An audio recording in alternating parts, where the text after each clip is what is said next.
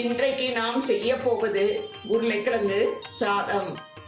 இதற்கு தேவையான பொருட்கள்: 1 டம்ளர் அளவுள்ள அரிசி 10 நிமிடம் ஊற வைக்க வேண்டும். 2 பெரிய சைஸ் உருளைக்கிழங்கு ஸ்கொயர் சைஸில் கட் பண்ணணும். அடுத்து 2 பெரிய வெங்காயம் நீளவாக்கில் கட் பண்ண வேண்டும். சிறிதளவு பட்டாணி இருந்தால் போடலாம், இல்லை என்றால் விட்டுவிடலாம். இஞ்சி பூண்டு விழுது 1 டீஸ்பூன், மிளகாய்த்தூள் 1 டீஸ்பூன், உப்பு தேவையான அளவு, பட்டை கிராம்பு இலை, தேவையான அளவு எண்ணெய். அடுத்து சிறிதளவு தேங்காய், காரத்துக்கு ஏற்ப பச்சை மிளகாய், சோம்பு, இந்த 3ஐயும் மிக்சியில் அரைத்து வைத்துக் கொள்ள வேண்டும். எப்படி செய்வதுன்னு பார்க்கலாமா? குக்கரை அடுப்பில் வைத்து தேவையான அளவு எண்ணெய் ஊற்றி, எண்ணெய் காய்ந்த பிறகு பட்டை கிராம்பு இலை 3ஐயும் போட்டு வதக்கவும். அடுத்து நறுக்கிய வெங்காயத்தை போட்டு பொன்னிறமாக வதக்க வேண்டும்.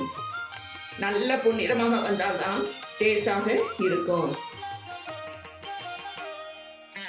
அடுத்து இஞ்சி பூண்டு விழுது 1 டீஸ்பூன் போட்டு பச்சை வாசனை போகும் வரை வதக்க வேண்டும்.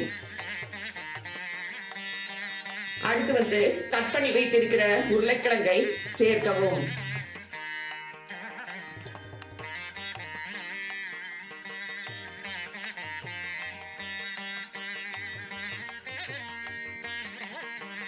அடுத்து பட்டாணியை சேர்க்கவும்.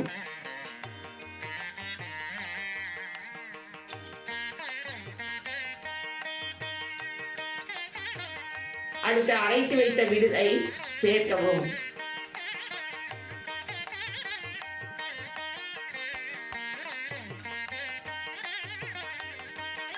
ஒரு டீஸ்பூன் மிளகாய்த்தூள் சேர்க்கவும்.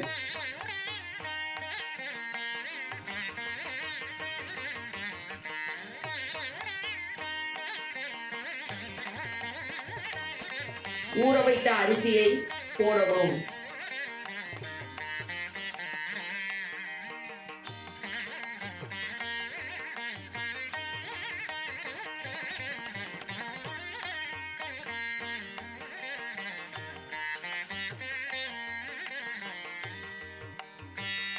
தேவையான அளவு உப்பு சேர்க்கவும்.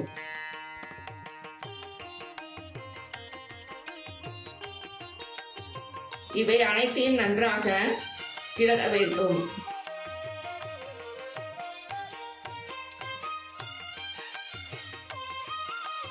அடுத்து 1 டம்ளர் அரிசிக்கு 2.5 டம்ளர் தண்ணீர் ஊற்ற வேண்டும்.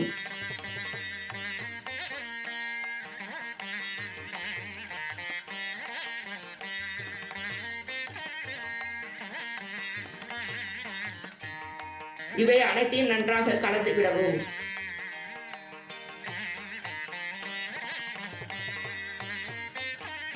இருபது நிமிடம் மிதமான தீயில் வேக வைக்கவும்.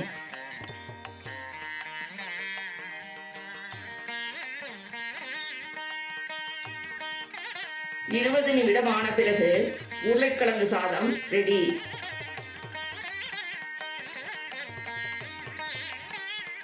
இதன் மீது கொத்தமல்லி இலை போட்டு பரிமாறவும். உருளைக்கிழங்கு சாதம் ரெடி.